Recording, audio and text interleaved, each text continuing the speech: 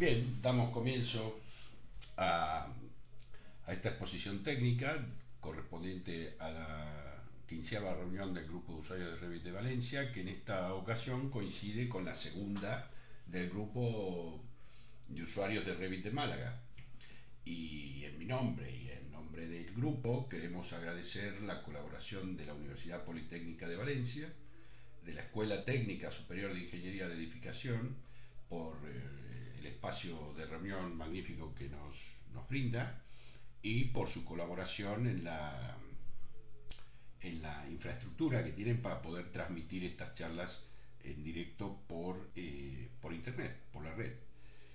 También tengo que agradecer a Alberto Cerdán, que es director de Acercas y del Grupo de Usuarios Revit de Valencia, a Antonio Larrondo Lizárraga, que está creando un grupo de usuarios en Vigo, y a los dos tengo que mencionarlos como responsables de que yo esté hoy aquí, ya que me animaron a crear el grupo de Málaga y a que hiciera esta presentación sobre notas clave.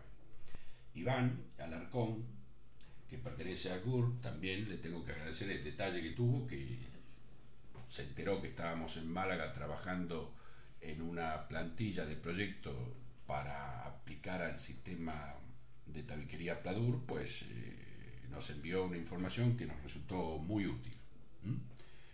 Bueno, pasamos ya directamente a hablar sobre el tema de hoy, que si bien es nota clave, le voy a dar un enfoque dentro del contexto de entornos BIM, de Revit precisamente. Y como las notas claves están íntimamente relacionadas con las especificaciones técnicas que tenemos que escribir en los planos, quiero hacer mención especial a la importancia que da el código técnico a la coherencia documental. Entonces, con la aplicación de este código tenemos que ser muy cuidadosos a la hora de escribir esas especificaciones y asegurarnos de que lo que especificamos en un plano pues sea exactamente lo mismo en otro, siempre y cuando el material o el elemento constructivo al que nos referimos sea el mismo, ¿no?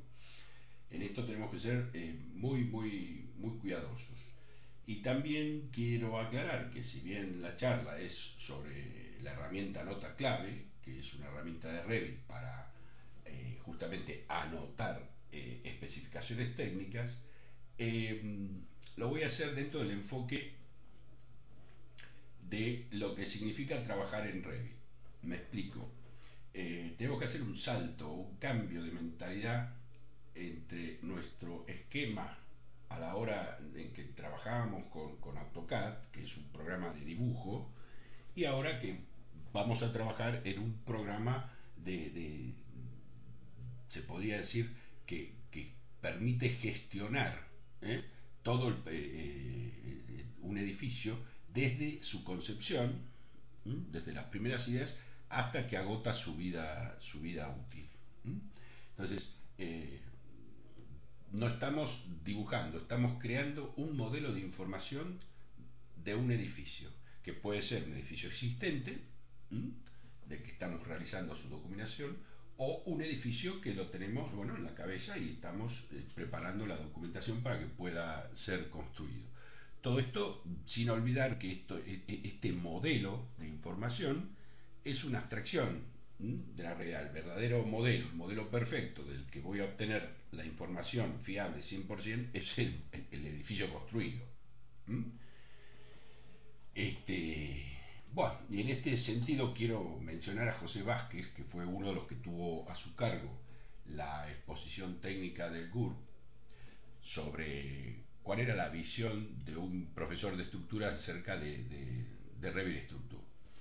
Y lo cito porque él apeló a esta figura, ¿no? Puso 2 más 2 es 4, lo escribió en Word y lo escribió en Excel, y si bien en los dos son datos digitales, en Word esos datos son estáticos y en Excel obviamente son dinámicos. Es decir, lo que hace Excel es aplicar una operación matemática a dos datos, a dos variables. ¿Mm? Y entonces pidió disculpas por la simplificación, pero comparó Word con AutoCAD y Excel con Revit. Y a mí me parece que no podía estar mejor elegido, ¿no? Para expresar la potencia que tiene Revit. Y con respecto a esto, me gustaría señalar que AutoCAD es una base de datos, ¿eh? Un conjunto de datos pertenecientes a un mismo contexto y almacenados sistemáticamente para su posterior uso. Esa es la definición de base de datos. Revit se basa en una base de datos relacional. ¿Mm? Las bases de datos relacionales permiten establecer interconexiones entre los datos que están guardados en tablas y a través de estas conexiones relacionar los datos de dos tablas o más, y de ahí proviene su nombre de modelo relacional. Para explicar un poco esto, recuerdo que en AutoCAD podíamos aplicar atributos, ¿no? Pero esos atributos había que escribirlos. Ahora, si el mismo atributo se lo quería aplicar a otro bloque o a otra entidad, tenía que volver a escribirlo. Perdón. Entonces, en Revit eso no ocurre. Yo puedo ir creando materiales e ir aplicándoselos a otros y eso no lo tengo que volver a crear. La base de datos es accesible. Entonces, en cualquier caso, ese modelo relacional surge de la interconexión entre datos que están almacenados en distintas tablas y que tenemos acceso a ellos. Por lo tanto, cuando estamos trabajando en Revit, el objetivo no es conseguir dibujos, sino es conseguir un modelo de información. Entonces, como para concluir un poco el concepto AutoCAD es un programa de dibujo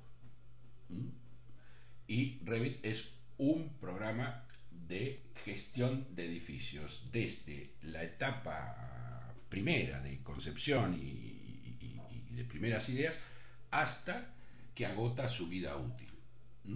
Porque ese modelo del edificio, ese modelo de información del edificio, durante la vida útil nos sirve para, cuando hay que hacer alguna intervención importante, simular el comportamiento de una alternativa de reforma u otra.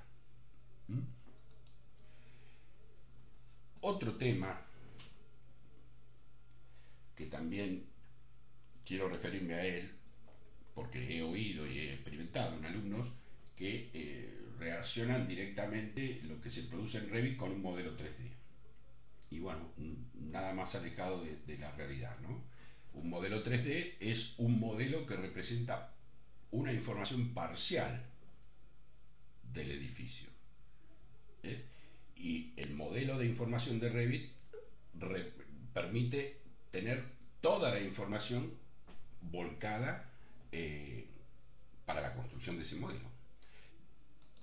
Vamos a ver si lo puedo clarificar. Aquí vemos un croquis hecho a mano, también vemos unas imágenes renderizadas y esto nos transmite, es verdad que transmite una información donde yo puedo leer el color, puedo leer texturas, puedo leer niveles de iluminación, puedo apreciar que en una imagen y en otra el fondo es diferente. En fin, todo eso es información. Pero digamos, modelo parcial de información, el render, forma parte de un modelo de información total del edificio.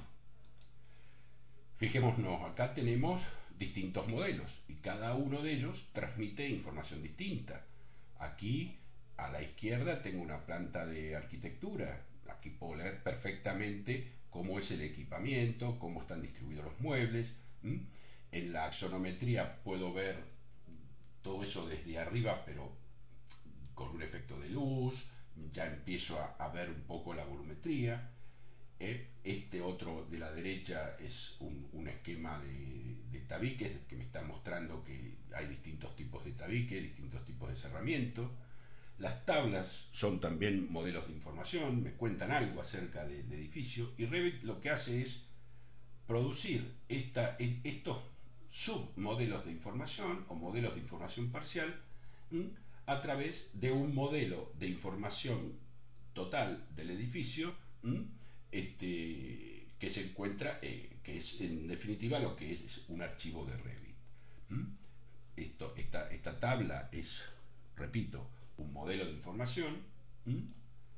Esta otra lo mismo. Aquí vemos ampliado lo que les comentaba, el esquema de color de distintos tipos de muro. Y bueno, me animo a decir que el modelo de información del edificio es la sumatoria de submodelos de información. Esto puede servir para planos de venta, pero me está dando también una información distinta a la anterior.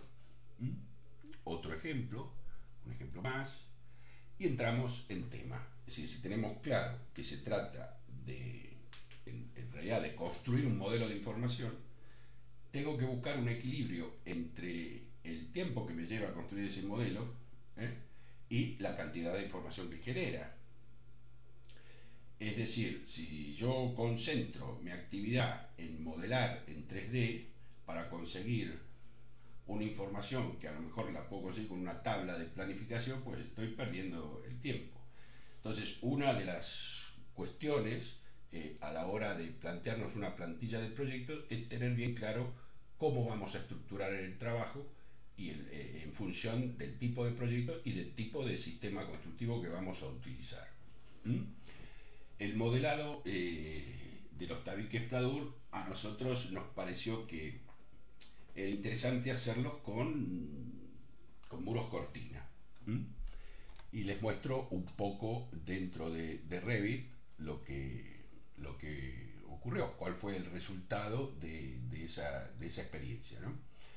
Aquí tenemos el archivo sobre el que estábamos trabajando y vemos que tiene, sí, un buen lejos, ¿no? Se notan claramente las placas, se notan puede ser un zoom, se notan los perfiles, la estructura. Voy a dibujar un muro cortina, tipo Pladur.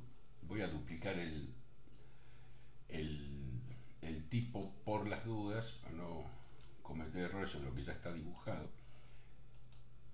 Y ven que al dibujarlo aparece la estructura de chapa desnuda, es decir, sin ningún tipo de placa.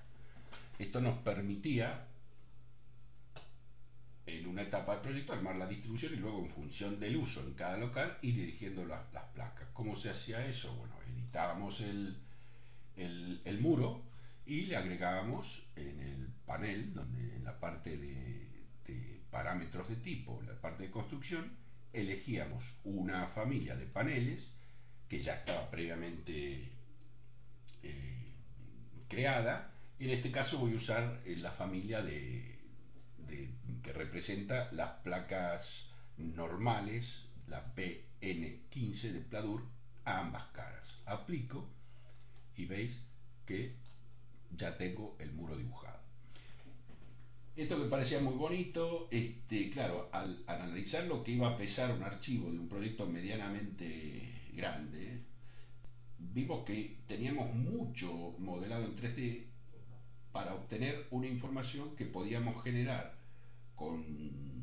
simplemente con muros básicos de sistema, creando tipos en correspondencia con cada tipo de tabique comercial. Y para las tablas de planificación, bueno, utilizar fórmulas que nos permitieran contar las placas, contar los montantes. Y el otro inconveniente que presentaba es que, si observáis aquí este hueco, que queda perfecto como está, incluso la altura de placa con el espacio superior para pasar tuberías y tener la referencia de la altura de cielo raso, estaba perfecto, pero íbamos a tener que crear familias de puertas especiales para muro cortina. Por si algunos no lo saben, las familias de puertas que colocamos en un muro básico no actúan sobre el muro cortina. Hay que crear una familia que pueda ocupar las celdas del muro cortina. Entonces ahí los objetivos que en un principio nos habíamos planteado, bueno, desaparecían, ¿no? Queríamos fluidez y flexibilidad de modelado pero modelar todas las variables de muros en 3D de montantes, por ejemplo, es un esfuerzo considerable. Mientras que nos dimos cuenta que utilizando el muro básico podíamos generar los detalles constructivos recurriendo a componentes de detalles. A componentes de detalle. Y eso fue lo que hicimos. Entonces, ahora lo que les quiero explicar qué son las notas claves y cuándo podemos utilizarlas, cuándo debemos empezar a utilizarlas. Bueno, las notas claves, como dije al principio, es una herramienta de Revit que permite anotar en las vistas las especificaciones técnicas. Y lo hace a través de un archivo de texto delimitado por tabulaciones que tiene internamente, con un orden que veremos ahora cuál es, lo que Revit llama valor o nombre de número de nota clave, valor o número de nota clave y texto de nota clave. Y la vamos a aplicar en elementos, en materiales y en componentes de detalle, estas notas clave. Como dije que íbamos a trabajar sobre muros básicos, para que tengan una idea del proceso que seguimos, fue que aquí les muestro el editor de montaje de un muro básico, donde podemos apreciar aquí en la columna función donde están cada una de las capas, donde se han analizado las prioridades de darle a las distintas capas para que las uniones funcionaran correctamente, y una columna de material y una columna de grosor. En la columna de material, si observamos, estos materiales, este muro, por ejemplo, tiene dos placas exactamente iguales a un lado y a otro. Sin embargo, en la columna material tenemos en apariencia dos materiales distintos, el Pladur normal 15 y el Pladur normal 15.1. Lo hicimos así porque cuando probamos las tablas de planificación, pues nos contaba las placas de una sola cara. Entonces no sé si existe otra solución. Bueno, nosotros la que adoptamos fue duplicar el material, pero aplicándole en datos de identidad la misma nota clave. No os preocupéis, ya veremos en detalle este tema. Bueno, aquí tenemos un detalle, hablando de cuándo aplicar las notas claves. Tenemos un detalle ya dibujado con componentes de detalle y podría ser un buen momento para empezar a anotar, ¿verdad? De paso aprovecho para decirles lo que sería, porque hay algunos que se han metido en ese baile, se han puesto a modelar ladrillo por ladrillo, llegaron a un punto que el ordenador estalló, el archivo no resiste y no tiene mayor sentido, ¿no? Aquí ya vemos para que no os pongáis ansiosos, esto es lo que vamos a terminar haciendo hoy, ¿no? A un detalle, a aplicar todas estas notas que tienen una coherencia documental asegurada por la forma en que lo vamos a hacer. Bien, vamos a ver cuál es el proceso entonces, ¿no? Para poder aplicar notas claves, tanto a elementos como a materiales. Primero tenemos que diseñar y redactar esas especificaciones técnicas.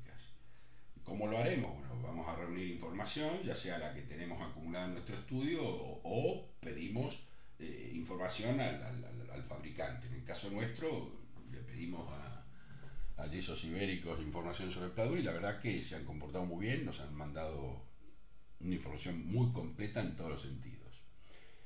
Y luego tendremos que redactar esas especificaciones técnicas en función de los números y las notas de notas clave, que ya veremos qué es lo que quieren decir, ¿no? Pero esa es la estructura que va a tener nuestras especificaciones técnicas dentro del archivo de texto que Revit utiliza para leer esas especificaciones técnicas.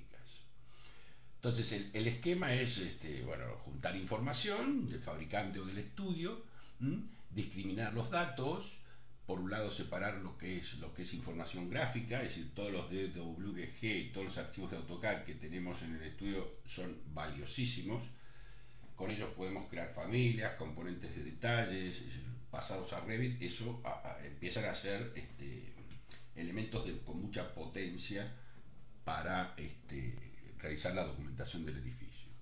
Luego hay toda una información técnica por cada elemento constructivo. Yo puedo ir haciendo una correspondencia de elemento constructivo y su nivel de aislación de ruido, su de aislación térmica, cuánto pesa, en fin. Y luego, lo que es específico del tema de hoy, las designaciones, es decir, cómo se nombra ese elemento constructivo. Y redactar las especificaciones de acuerdo con mis decisiones y ponerlas en formato de nota clave para que Revit pueda leerlas y anotar correctamente. En ese sentido, Revit hace uso de etiquetas de nota clave, que aquí ven los tres tipos de etiqueta que hay. Uno anota el número de nota clave. ¿Qué significa? Si yo tengo varios tipos de tabique, yo puedo tener como número de nota clave TA1, TA2, TA3, o sea, tabique 1, tabique 2, tabique 3. El texto me va a contar qué significa TA1, es decir, en este caso el TA1 tiene un texto como el que ven en la pantalla, ¿no? Que significa tabique pladur metal y unas medidas que ya explicaré en detalle qué significan. Y el tercer tipo de nota clave es una que combina texto, es decir, me anota el texto y el número o valor de la nota clave.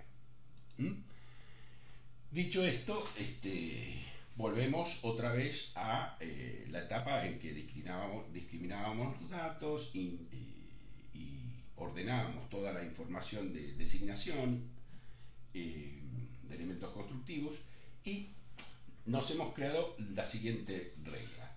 Como vamos a trabajar con familias de muro básico, a cada tipo de tabique constructivo vamos a crear un tipo de muro básico. Y el nombre del comercial, del tabique, es decir, la forma que decida designarlo, va a coincidir con el nombre del tipo de Revit, el nombre del tipo de familia de muro básico. ¿Cuál es la regla que hemos decidido? Bueno, el tipo de tabique en primer término. Si es un tabique pladur metal, le pondremos TPM al principio. Si el espesor total es de 100 milímetros, estará seguido por el número 100. Si los montantes están colocados cada 600 milímetros, se colocará 600. Y si el montante es de 70 milímetros, irá entre paréntesis expresado con el número 70. Si las placas no son placas especiales, si se trata de la placa normal de pladur, no pondremos absolutamente nada más. Si se trata de placas especiales que tienen una protección hidrófuga, por ejemplo las que ponemos en el cuarto de baño y son del tipo WA, bueno, a este nombre le seguirá WA. Y en el listado nuestro de especificaciones técnicas, si queremos a cada elemento constructivo tener un texto largo, bueno, lo podemos anotar, lo tenemos guardadito, y luego cuando vamos creando los muros se lo asignamos al campo descripción. Entonces, bueno, de acuerdo con la información, ya tenemos que para el primer tipo de tabique, el TPM1, ya lo tenemos su nota clave, tenemos su texto de nota clave y tenemos un texto largo, que repito, si queremos lo agregamos en el campo de descripción de cada uno de los tipos de muros que vayamos creando. Entonces ya hemos tomado decisiones, ya sabemos cómo nombrar los tipos de muros, ya sabemos cómo va a ser su numeración, su texto, ya estamos en condiciones de crear notas claves conociendo el número o valor y el texto de la nota. Y lo vamos a hacer de forma tal como que cada tabique pladur va a estar representado, repito, por un tipo de la familia del sistema de muros básico. Bien. Bueno, como para mostrar cómo se edita el archivo de texto, vamos a utilizar estos tres, ¿no? Estos tres casos. Supongamos que esto forma parte de un documento interno del estudio donde están las especificaciones técnicas de estos tres elementos. Un tabique pladur metal, otro con una placa distinta, ven que acá dice placa WA15, y un trazosado. Repito la definición. La primera porción del archivo de texto es para encabezamientos o categorías principales. Es decir, yo si quiero crear un capítulo que diga tabiques pladur, pues pondré tabiques pladur. Si quiero poner tabiques, luego tendré que enumerarlos, tabiques pladur 1, tabiques pladur 2, y le pondré en el segundo el texto. E iré creando subencabezamientos y subcategorías. Pero eso lo vamos a ver más claro dentro del propio archivo. Lo que les quiero decir es que este archivo está en una ubicación específica. Cuando instalamos Revit en el 2011, aquí en pantalla pueden ver el camino, y si no, en el apunte que os dejaré en PDF está tanto el camino de la 2011 como la de la 2012. Les comento que este archivo se instala y es de solo lectura. Entonces, mi método es copiarlo, guardarlo en un lugar seguro, quitarle el atributo de solo lectura y personalizarlo.